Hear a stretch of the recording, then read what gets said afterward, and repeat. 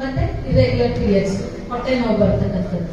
So ಆ ಬಿಳಿ ಮುಟ್ಟೆ ಏನಪ್ಪಾ ಅಂತ ಹೇಳಿದ್ರೆ, ಸಣ್ಣದಾಗಿದ್ದಾಗೆ ತೋರಿಸ್ಕೊಂಡ್ರೆ ಅದೇನಾದ್ರು ಬಿಳಿ ಮುಟ್ಟೆ ಏನಾದ್ರು ವಾಸನೆ ಬರ್ತಿದ್ರೆ, ಕಡ್ತ ಬರ್ತಿದ್ರೆ, ಉರಿ ಬರ್ತಿದ್ರೆ, ಅಥವಾ ಅದರಿಂದ ಅವ್ರಿಗೆ ಕಾಲ್ನೋವು ಬರ್ತಿದ್ರೆ, ಹೊಟ್ಟೆ ನೋವು, ಸೊಂಟ ನೋವು ಬರ್ತಿದ್ರೆ, ಒಂದು ಸಿಂಪಲ್ ಅಲ್ಟ್ರಾಸೌಂಡ್ ಮಾಡಿಸ್ಬಿಟ್ಟು ಪ್ಯಾಪ್ ಸ್ಮಿಯರ್ ಅಂತೀವಿ, ಗರ್ಭಕೋಶದ ಬಾಯಲ್ಲಿ ಒಂದು ಸ್ಮಿಯರ್ ತಗೊಂತೀವಿ.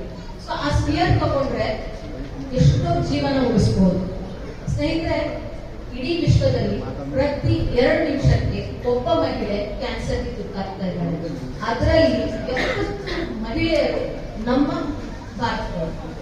ಇಗ್ನೋರೆನ್ಸ್ ಅಂತ ಹೇಳ್ಬೇಕು ಅಥವಾ ಅವ್ರಿಗೆ ಅದನ್ನ ಹೇಳ್ಕೊಟ್ರೆ ಎಲ್ಲಿ ತೊಂದರೆ ಆಗುತ್ತೆ ಅನ್ನೋ ಟೆನ್ಷನ್ಗೆ ಅವ್ರು ಹೇಳಲ್ವೋ ಗೊತ್ತಿಲ್ಲ. ನಾನು ಒಂದು ಅಜ್ಜಿನ ನೋಡಿದ್ದೆ, ಅದನ್ನು ಶೇರ್ ಮಾಡ್ಕೊಳಕ್ ಇಷ್ಟಪಡ್ತೀನಿ. ಅಜ್ಜಿನ ಅವ್ರ ಮನೇಲಿ ಇಟ್ಕೊಳಕ್ಕಾಗಲ್ಲ ಅಂದ್ರೆ ಹಾಸ್ಪಿಟಲ್ ಇಟ್ಬಿಟ್ಟಿದ್ರು. ಪುಣ್ಯ ಅಂತ ನಮ್ಮ ಯಜಮಾನ್ರು ಅವ್ರ ಹತ್ರ ಏನು ಫೀಸ್ ತಗೊಳಂಗಿಲ್ಲ, ಅವ್ರು ಇರೋ ತನಕ ನಾನು ನೋಡ್ಕೊಂತೀನಿ ಅಂತ ಹೇಳ್ಬಿಟ್ಟು. ಸೊ ಗರ್ಭಕೋಶದ ಬಾಯಲ್ಲಿ ಅದು ಹುಣ್ಣಾಗಿ ಅಲ್ಲಿಂದ ಹುಳ ಬರ್ತಿತ್ತು, ಚಿಕ್ಕ ಪಿತ ಪಿತ ಪಿತ ಅಂತ.